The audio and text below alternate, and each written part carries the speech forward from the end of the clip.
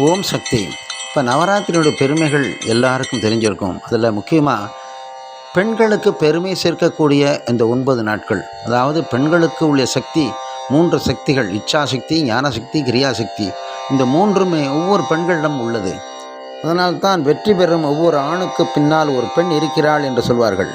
முதல் 3 நாளைக்கு 3 பெண்களை அமர வைத்து துர்கா பரமேஸ்வரியாக அவர்களை நினைத்துக் கொள்வோம்.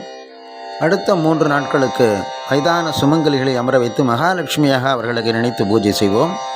அடுத்த 3 நாட்களுக்கு படித்த பெண்களை அமர வைத்து சரஸ்வதியாக அவர்களை பாவித்து நமஸ்காரம் செய்து கொள்வோம். மாதராய் பிறப்பதற்கே மாதவம் செய்திடல் வேண்டுமம்மா என்று சொன்னான் பாரதி. பெண்களாக பிறப்பதற்கு பெரும் பாக்கியம் பெற்றிருக்க வேண்டும். அதனால் அவர்களை எல்லாம் சிறப்பிக்கும் இந்த நவராத்திரியிலே உங்கள் வீட்டிற்கு வயதான சுமங்கல்கள் யாரும் வந்தால் அவர்கள் காலில் விழுந்து நமஸ்காரம் செய்து கொள்ளுங்கள். முடிந்தால் பாத பூஜை செய்யுங்கள். உங்களுடைய ஜாதகத்தில் உள்ள சுக்கிர தோஷங்கள் அனைத்தும் நீங்கும். திருமணம் கைகூடும். பிள்ளை பாக்கியம் கிடைக்கும்.